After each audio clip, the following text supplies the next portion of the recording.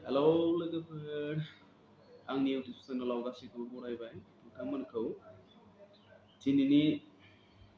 टपिकआ जाबाय टपिक नङा बे बेरायहैदोंमोन एसे क्रांसिगुरि वाटारफल शिलं बेखौनो एसे दिन्थिनो होननानै आखायाव लादों स' नायलांदो गासैबो